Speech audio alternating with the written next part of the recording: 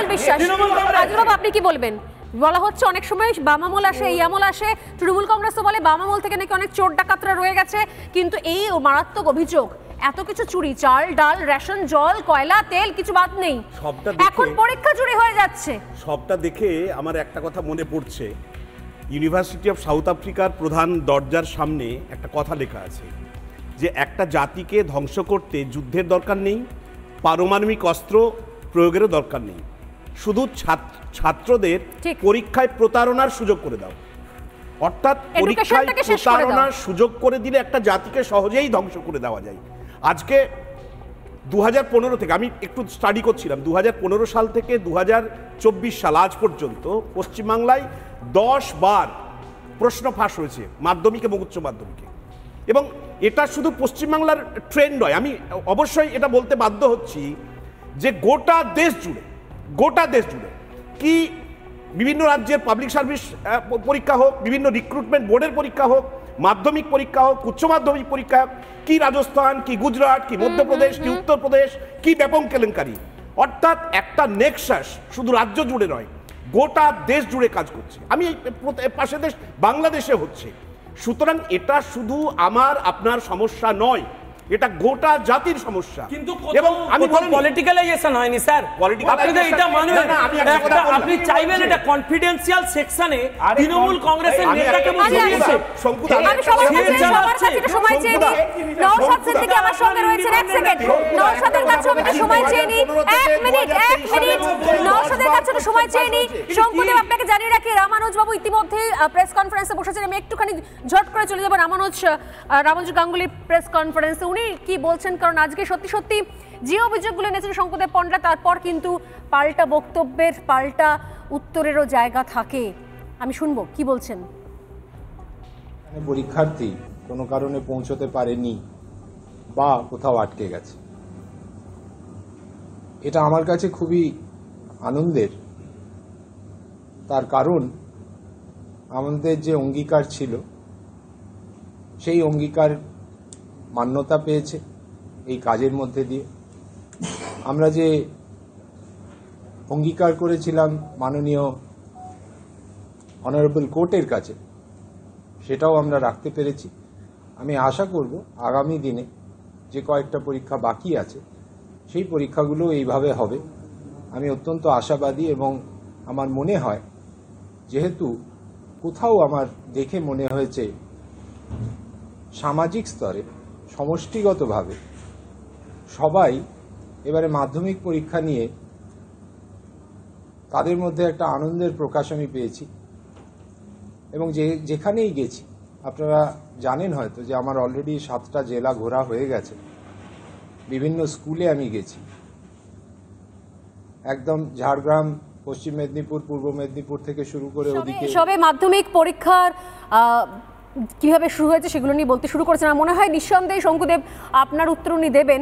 আমাদের team alert আছে, যেই মুহূর্তে উনি বলতে শুরু করবেন আমি আবার ওনার কাছে যাবো। এবার নওশাদের কাছে আসি। নওশাদ অনেকক্ষণ ধরে আমাদের সঙ্গে রয়েছেন। নওশাদ, আমার সোজাসুজি একটাই কয়েকটা প্রশ্ন রয়েছে, তার মধ্যে সবচেয়ে গুরুত্বপূর্ণ রয়েছে যে এখানে মাধ্যমিক পরীক্ষার্থীতেও দুর্নীতি। এখানে অভিযোগ হচ্ছে যাতে সিবিআই হোক, তদন্ত হোক, সিবিআই কেন্দ্রীয় এজেন্সি আসুক, পরীক্ষাটাও চুরি হয়ে যাচ্ছে। কি করে হচ্ছে এটা?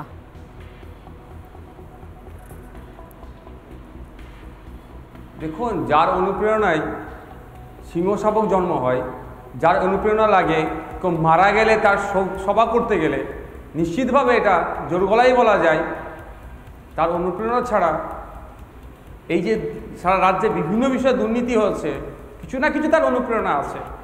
আর দ্বিতীয় কথা হচ্ছে, বস এটা আমরা পশ্চিমবাংলায় আছে, এখানকার মুখ্যমন্ত্রী মমতা ব্যানার্জি, দলটার নাম তৃণমূল কংগ্রেস, যারা শাসন কার্য পরিচালনা করছে, যারা বাচ্চাদের মিড ডে মিলের দুর্নীতি করতে পারে, বাচ্চাদের খাবারে যারা দুর্নীতি করতে ছাড়েনি, যারা রেশনে দুর্নীতি করেছে, গরিব মানুষের খাবারে যারা দুর্নীতি করেছে, যারা শিক্ষক নিয়োগে দুর্নীতি করেছে বিভিন্ন দেখছি, তাদের এই সেক্টরে তারা করবে না ভেবে পাওয়া যায় না।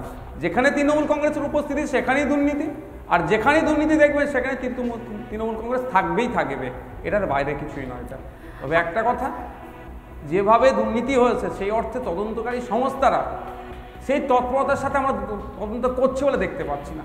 জনমানুষের একটা কথা চলছে, কোনো জায়গায় যেন একটা সেটিং হয়ে আছে, স্বল্প বিষয়ে ঝাড়খণ্ডের যে মুখ্যমন্ত্রীকে অ্যারেস্ট করলো যে অভিযোগটা আছে তার থেকে বেশ কয়েক গুণ বেশি অভিযোগ কিন্তু কালীঘাটের ব্যানার্জি পরিবারের বিরুদ্ধে আছে।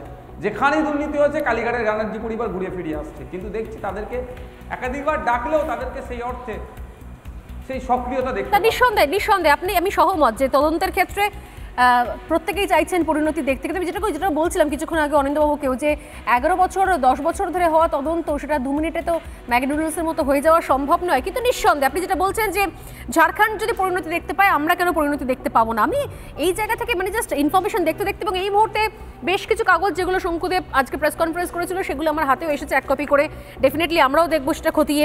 তবে যেটা জানতে পারা যাচ্ছে নওশাদ, 4 গুণ খরচ এর আগের বছরের তুলনায় এবারে পরীক্ষা বাবদ যে খরচ, যে হিসেবটা এই মুহূর্তে আমার হাতেও এসে পৌঁছেছে, যেটা 6 কোটি খরচ হয়েছে সেটা খরচ হয়েছে প্রায় 24 থেকে 25 কোটি এবছর। মাধ্যমিকের ড্রপ আউটের সংখ্যা বাড়ছে, পরীক্ষার্থীর সংখ্যা কমছে, অথচ খরচ বেড়েছে 4 গুণ। হাস্যকর নয়? মনে হচ্ছে না কতটা ম্যাজিক হয়ে গেল, একটা জাদু হয়ে গেল? বাংলাতে সবই সম্ভব। ক্যাগের রিপোর্ট দেখছেন না, 1,96,000 কোটি টাকার হিসাব দিতে পারছে না, যেটা শুনতে পেলাম। তো বোঝাই যাচ্ছে তো দুর্নীতি কি লেভেলে হচ্ছে। একটু এগিয়ে যান না, মির্জাপুর যে যান, একটা পুকুর পরিষ্কারের জন্য 1 কোটি টাকা খরচ করেছে। তো পেপারের দাম বেরিয়েছে দেখে তো ওরা লুট করছে। কিভাবে পরীক্ষার্থী কমে যাচ্ছে, তাদেরকে স্কুলমুখী কিভাবে করা যাবে তার দিকে সরকারের কোনো সদিচ্ছা নাই।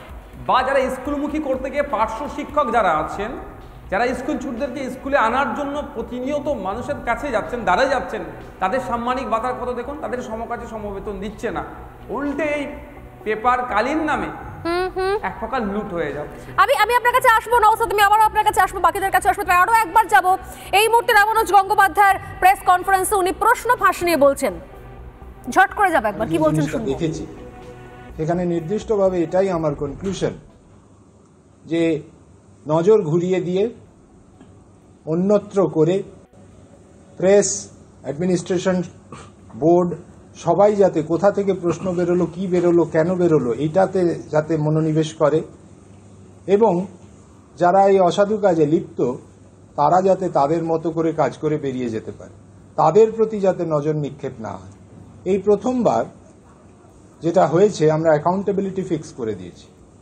এই অ্যাকাউন্টেবিলিটি যেহেতু ফিক্স করেছি, সেই জন্য যেটা দেখা যাচ্ছে যে অনেকেই ত্রস্ত, অনেকেই শঙ্কিত, অনেকেই আবার অর্বাচীনের মতন আবল তাবল বকছেন।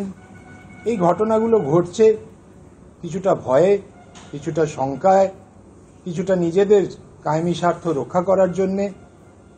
আর কোনোই আমার মনে হয় না কারণ